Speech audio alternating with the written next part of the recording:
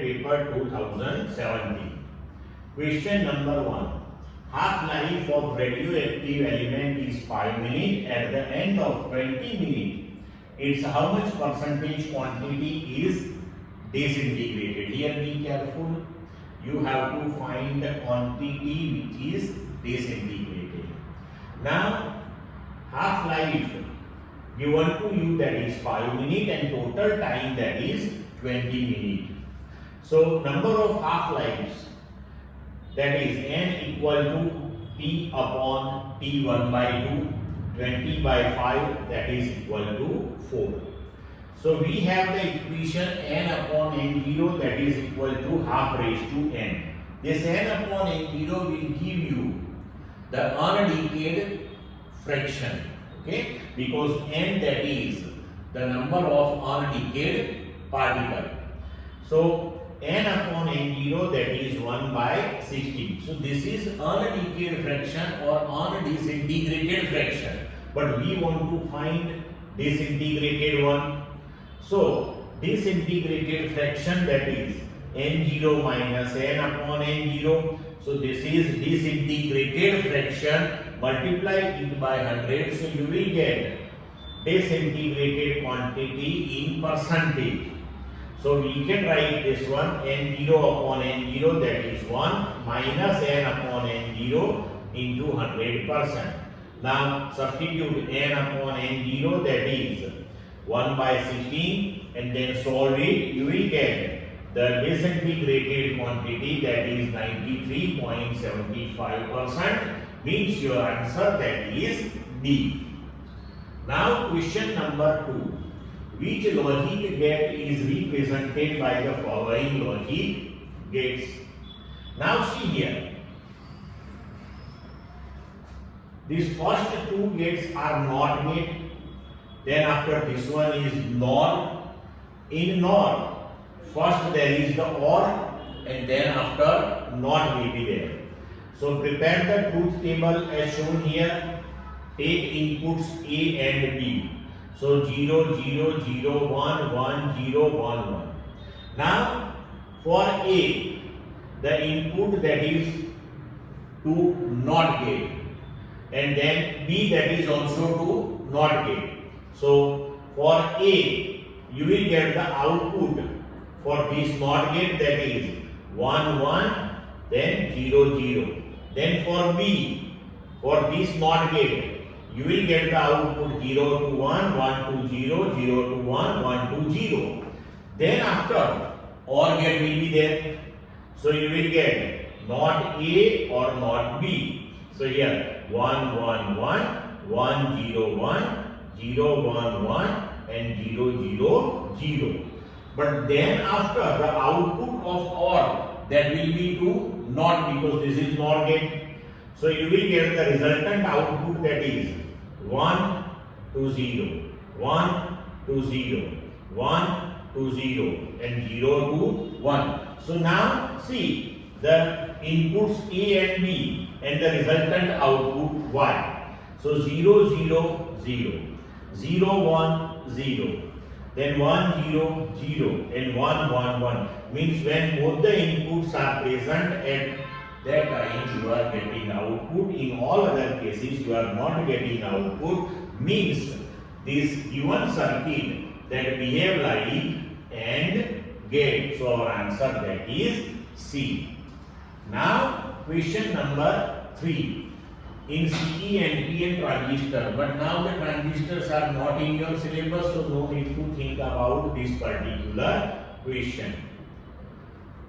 Now question number 4. For the circuit shown in the figure, the equivalent resistance between point A and B for the two cases: 1, VA is greater than VB, 2, VB is greater than VA respectively, is how much ohm and how much ohm respectively. Diode D1 and D2, that we have to consider ideal diodes. So ideal diodes means if the diode is in forward bias, then its resistance, that we have to consider 0, and in reverse bias mode we have to consider its resistance, that is infinite one. Now see here, the circuit given to you. First we consider the case VA is greater than VB. So if VA is greater than VB, then terminal A is at higher potential, so positive to P type, lower potential negative to N type. So diode D1 is forward bias and D2, that is also here forward bias. It implies that we have to consider resistance of both one, that is equal to 0. So we can consider this 50 ohm parallel to each other. So equivalent resistance, that will be 25 ohm. If we consider VB, that is greater than VA. So in case of VB is greater than VA, both the diodes are in reverse bias mode, and therefore in reverse bias mode we have to consider its resistance, that is infinite, and therefore the resultant resistance, that will be here infinite one. Clear? Now question number 5, the amplitude of linear waves. Actually this question that is from the chapter of communication, chapter number 15, but now that chapter is not in your syllabus, so no need to think about this particular question. Clear? Now question number 6, that is also from the chapter of communication, chapter number 15, it is not in your syllabus, so no need to think about this question. Now question number 7, the shape of a wavefront at a very large distance from the source is what? Now if we consider a wavefront at very large distance, then it will be tremendous large one, its radius that will be also large one. So if we consider a small part on the surface of that particular wavefront, then locally we can consider it is a plane one. So answer, that will be D. Now question number 8. The total energy of an electron in the first excited state of H atom, that is minus 3.4 electron volt. Then its potential energy in this state is how much electron volt. Now in theory we split this thing. Potential energy, that is twice the total energy. Here total energy of electron, that is given to you minus 3.4 electron volt.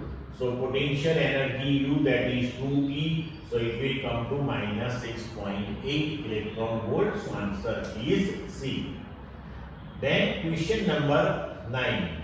Electric field intensity at points in between and outside two thin separated parallel sheets of infinite dimension with like charges of the same surface charge density sigma are what and what respectively. Now here when two plates are with identical charges, it implies that suppose positive both, because here it is given to you density sigma.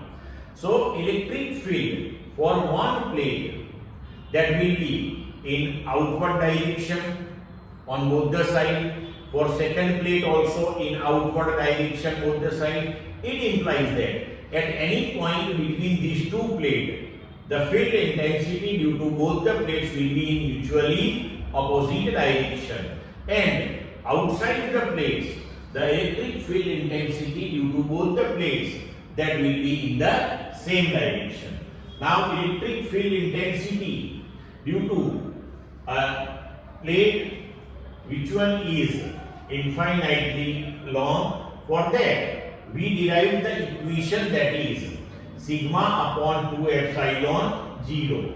Now on both the plates the surface charge density, that is same one. So electric field due to 1 and 2 both are same one. Now between the plates we discussed resultant electric field, that is E1 minus E2, because both are in mutually opposite direction. So net field is 0. And outside the plates both the fields are in the same direction. So E, that is E1 plus E2, and therefore E, that is sigma upon 2 epsilon 0 plus sigma upon 2 epsilon 0. Resultantly, we will get sigma upon epsilon 0, means our answer that is 0, and sigma upon epsilon 0 means B. Clear? Then after, question number 10. Arrangement of the charges are shown in the figure. Flux linked with the closed surface P and Q respectively are what and what. Now, we know this thing, the flux linked with any closed surface, that is equal to the ratio of net charge enclosed by that particular surface to epsilon 0. Now see here, first we think about this surface P. Then net charge enclosed. So charge enclosed, that is plus Q minus Q minus Q. So plus Q minus Q minus Q. So net charge enclosed, that is minus Q upon epsilon 0. Now for second surface, charge enclosed, that is plus Q minus Q. So plus Q minus Q. So net charge enclosed, that is Q upon epsilon 0. So our answer, that is minus Q upon epsilon 0 and Q upon epsilon 0. Therefore C. Clear? Question number 11. The dimensional formula of capacitance is what? Take Q as the dimension formula of charge. Now we know this thing, capacitance C, that is Q by V, but V, that is W, the work done upon charge Q. So if we substitute this value of V in this equation, then C, that is Q square upon W. So dimensions of C, we have to consider the dimension of charge as Q itself, so Q square. And for work done, we can write M1 L2 T minus 2. So resultantly, you will get M minus 1 L minus 2 T2 Q2. So your answer, that is B. Now question number 12. A uniform electric field is prevailing in x direction in a certain region. The coordinates of point P, Q and R are 0, 0, 2, 0 and 0, 2 respectively. Which of the following alternatives is true for the potentials at these points? Now in this type of example, always draw the figure in rough, and then after try to solve it, it will be easy for you. Say here, electric field that is prevailing in x direction. Point P have the coordinates 0, 0 means point P is here. For Q, 2, 0 means Q, that is on x-axis, and R, that is on y-axis, 0, 2. Now as we move in the direction of the electric field that is always from positive to negative. Means if we move in the direction of the field, the potential decreases. It implies that potential at P, that will be greater than the potential at Q. And equipotential surface, that is always perpendicular to electric field. So here see, point P and R are located on the plane or the line which is perpendicular to the electric field. So at P and R, the potential will be same. It implies that the suitable answer, that is B, Vp is greater than Vq and Vp, that is equal to R. Now question number 13. An electric dipole of dipole moment P is placed parallel to the uniform electric field of intensity E. On rotating it through 180 degree, the amount of work done is what?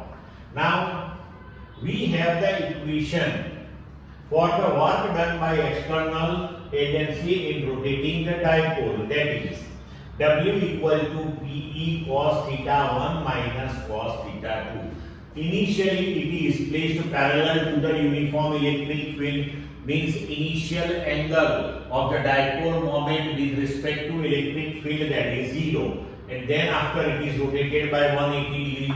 So we can write theta 1 equal to 0 and here theta 2, that is 180 degree. So substitute here the values, cos 0 minus cos 180. So cos 180, that is minus 1. So this bracketed term will be 2. So your answer, that is 2PE. Now question number 14. In circuit, if the current through 10 ohm resistor is 2.5 ampere, then value of R is what? Now see the figure given to you. Consider the current drawn from the battery, that is I. Now it will be divided in two parts at this junction. So I1, that is through 10 ohm resistor, and suppose I2, that is from 40 ohm resistor. Now see, voltage across 10 ohm resistor, that is how much? So voltage across 10 ohm resistor, that is V equal to IR. So I1 into 10 ohm. I1, that is given to you 2.5 ampere. So 2.5 into 10 will give you 25. So 10 ohm and 40 ohm both are parallel to each other. So voltage across 10 ohm and 40 ohm, that will be same one. So voltage across 40 ohm, that is current through it I2 into 40. So I2 into 40, but that should be equal to 25. So you will get I2, that is 25 by 40, that is 0.625. Okay. Now current I, that is I1 plus I2. So we can write 2.5 plus 0.625. So the current drawn from the battery, that is equal to 3.125. Means through resistor R, the current flowing, that is 3.125. So resistance R, that is voltage across R upon I. Now see, across 10 ohm resistor, the potential difference, that is 25 volt, supply voltage, that is 50 volt. It implies that if 25 volt is across 10 ohm, so 25, that will be across resistance R. So VR, that we can take as 25 upon I, that is we calculated 3.125. So our answer, that is 8 ohm. So that is C. Clear? Now question number 15. Brown, red and orange colored bands on a carbon resistors are followed by silver band. The value of resistor is what? So brown and red, that will give you the value in 2 digit. Now brown, for that we have the digit 1, so we can consider 10th value, that is 1. For red, 2. So once that is 2 means now our figure prepared, that is 12. Then orange, third band, that is orange, which give you the multiple. So orange, that give you the multiple 10 raised to 3. It implies that the value of the resistance, that is 12 into 10 raised to 3 ohm. So we can write that is 12 kilo ohm. Then it is followed by silver band. So it gives you the tolerance. Now see the table. Silver, that is plus or minus 10% tolerance, means your resultant answer, that is 12 kilo ohm, plus or minus 10% means your answer, that is D. Clear? Question number 16. What is the current in the 4 ohm resistor when switch S1 is open and switch S2 is closed in a given circuit? Now see here, if switch S1 is open, it implies that this part of the circuit, that is open circuit. So no need to think about this part because current will not flow in this direction. If S2 is closed, so 5 ohm resistor that is a short circuited, means it offers zero resistance. It implies that now with 12 volt battery through S2, 6 ohm and 4 ohm resistor are connected. Now we want to calculate the current through 4 ohm. So here 6 and 4 are in series. So what is the current in this loop? Let's calculate. So I, that is V by R. V, that is 12 volt and resistance in this particular loop, that is 6 plus 4, that is 10, means current that is 1.2 ampere, means our answer that is D. Clear? Now question number 17. Two very long straight wires are set parallel to each other. Each carries a current I in the same direction and the separation between them is 2R. The intensity of magnetic field at point P as shown in the figure is how much? Now see, through both the wires the current that is in the same direction. So if we hold the right hand like this, thumb that is in the direction of the current. So fingers will give you the direction of the field. Means due to both the currents, the field at point P that is in the same direction. So write down first equations for the field due to both the currents and then after take the summation because both are in the same direction. Now magnetic field due to first wire, that is mu 0 I upon 2 pi r. In theory we derived this equation. Then B2. Now with respect to this second wire, we can consider the point P that is at a distance 2r plus r, that is 3r. So here we have to replace this r by 3r. So B2 that is mu 0 I upon 6 pi r. Now both the fields are in the same direction. So take the summation. So resultant field intensity that is B1 plus B2. So that is mu 0 I upon 2 pi r plus mu 0 I upon 6 pi r will give you the resultant answer, that is C. Clear? Now 18. The magnetic field due to a straight long conductor of uniform cross section of radius A and carrying a steady current is represented by what? So in theory we derive the equation for the magnetic field at any point inside the conductor which is at distance r from the axis, and suppose the radius of the conductor that is A. So that is B equal to mu 0 I upon 2 pi a square into r. So from the axis to the surface we can say B directly proportional to r. And now outside it we have the equation for the magnetic field at any point which is at a perpendicular distance r, mu 0 I upon 2 pi r, means B proportional to 1 upon r. So here the suitable answer that is D. So see, up to A means up to surface, B directly proportional means the graph that is straight line and B that is increasing. After that B that is decreasing as 1 upon r. Clear? Now question number 19.